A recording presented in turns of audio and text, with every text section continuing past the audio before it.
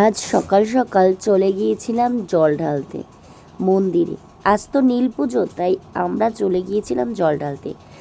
আমি আর ছোট কাকিমণি সামনেই একটা মন্দিরে। দেখো মন্দিরটাতে কি ভিড় হয়েছে। এই নীল পুজোটা প্রতিটা বাড়ির মেয়েরাই কিন্তু বেশিরভাগ করে।